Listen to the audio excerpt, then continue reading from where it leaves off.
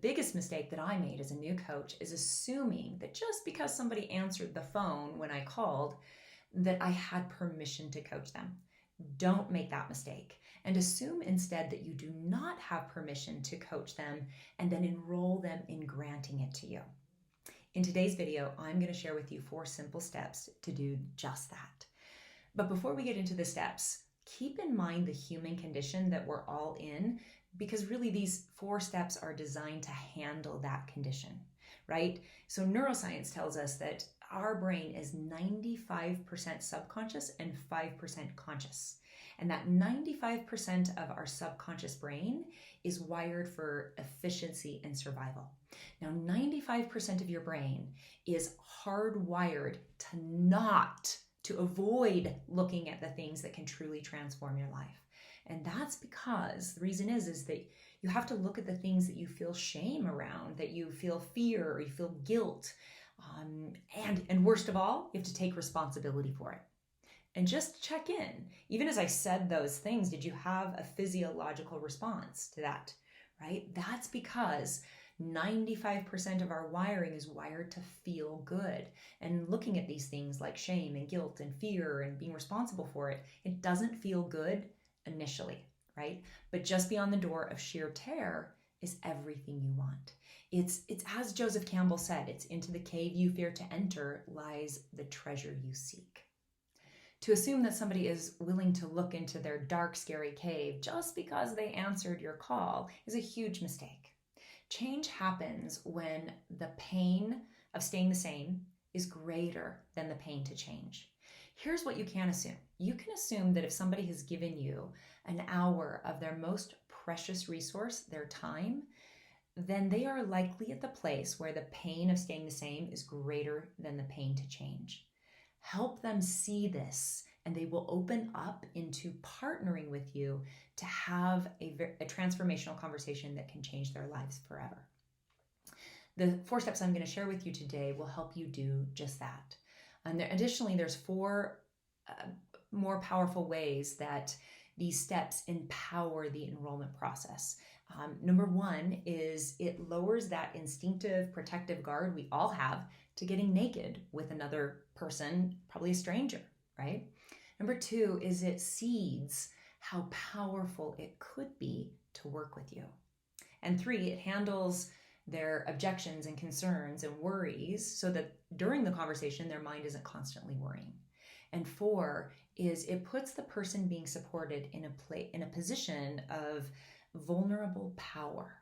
And because what you're doing is you're creating the context for vulnerability to be powerful, which will make it okay for them to go there.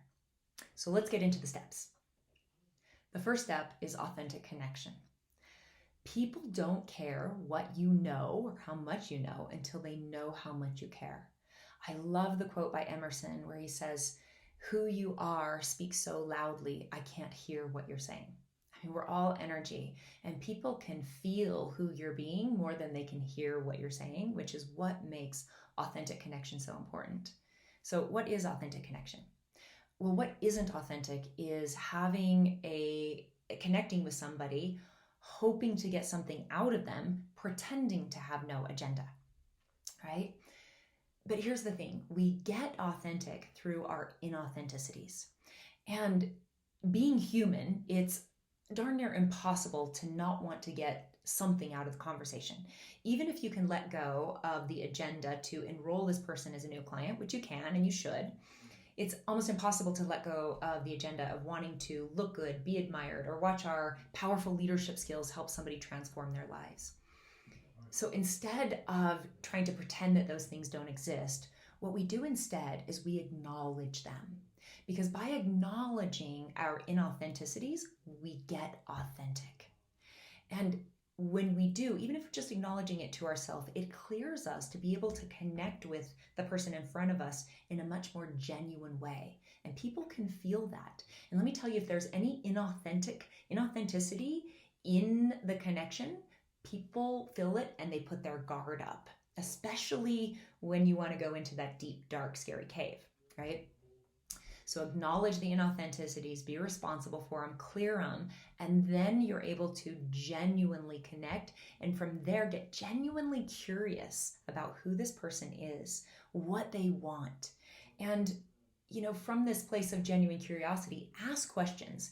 The way that you did as a kid before somebody shamed or blamed you for being so inquisitive. You still resurrect that curiosity, that childlike curiosity inside. You still have it, and use it. People love getting to think about their lives and their dreams. And this way of being genuinely curious with somebody is one of the most generous gifts you can give them, because it's going to help them think about their dreams in a way that maybe they never have before. And it's like that as you begin this way, it builds the trust in your relationship to invite them to go deeper with you. The second step is to appeal to their intellect. And this step is crucial in lowering their guard. You see, because most people are walking around unaware of the human condition that they're in. They think that everything that they do and don't do says something about them. And they feel frustrated, embarrassed, ashamed that they don't or aren't doing what they said they would. Oh, I said I was going on a diet. Why did I eat that brownie? Oh, I said I wouldn't date unavailable men. Why am I in the same relationship again? Oh, why am I in debt again? Right?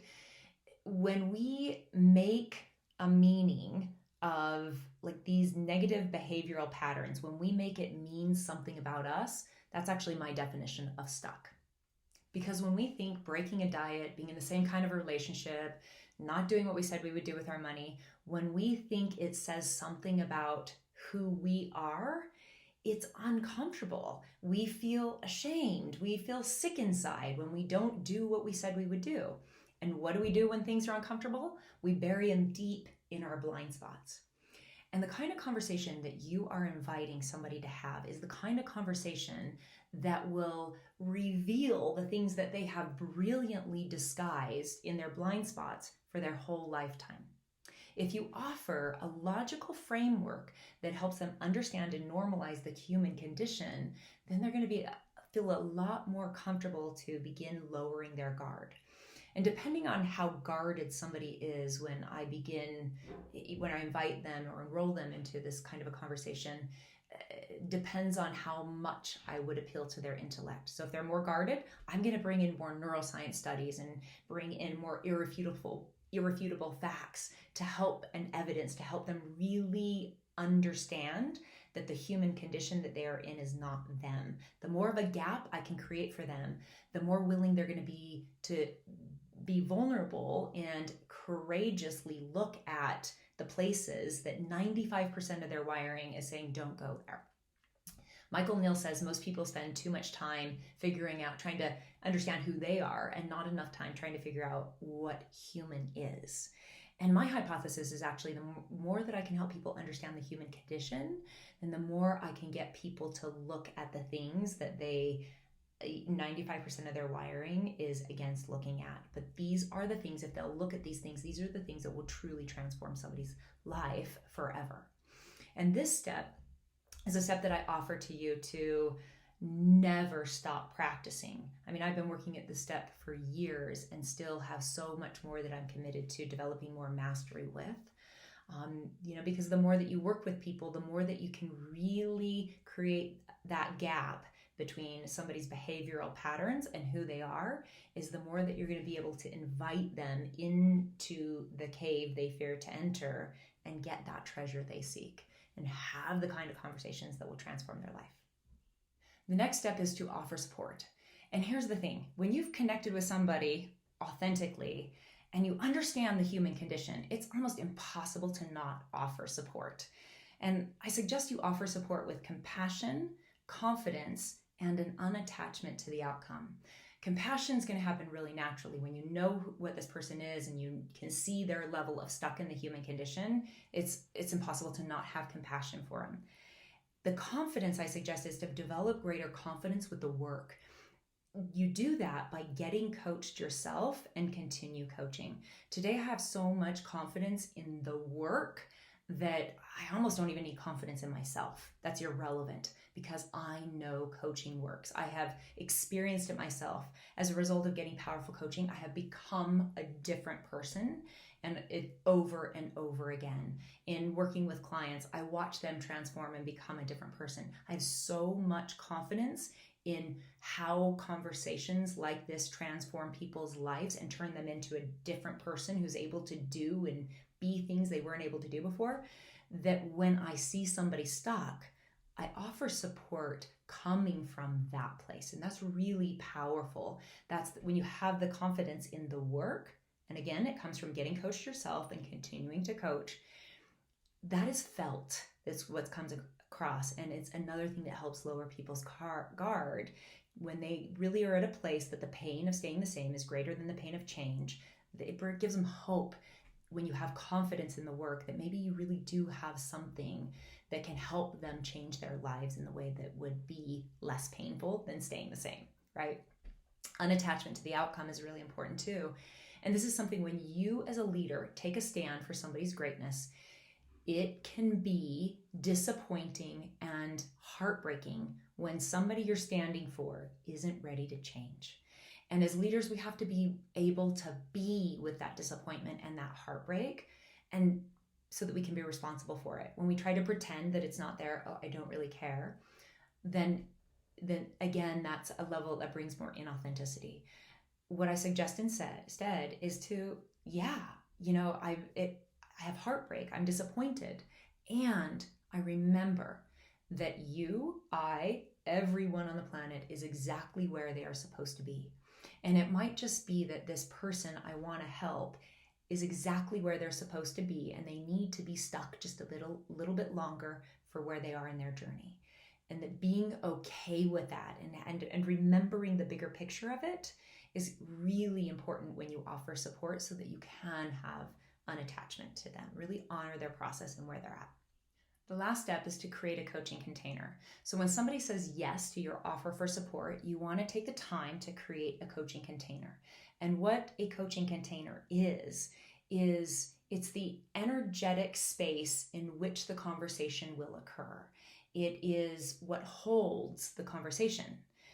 The container is created by clear and powerful agreements. So whenever I begin coaching somebody for the first time, whether it's a potential client, a friend, a family member, a team member, I always take the time to create this container. And I do it by making 4 really clear and powerful requests for an agreement. And even if I know that they trust me, I still make these requests, because when they say yes to these requests, it allows them to deliberately choose into a quality of being for the conversation that will allow for more powerful insights to occur for them. So these are your 4 steps. Begin playing with them, experimenting with them. Notice how other powerful leaders use this, and start applying it in your coaching, and begin to watch your coaching experience transform, both with fun, ease, and profitability. In my next videos, I'm going to do a series of role-playing scenarios with some coaching colleagues where I apply these 4 steps so that you can kind of see it in action in a few different ways. So watch for those videos, keep playing, keep leading, and above all, lead authentically. Namaste.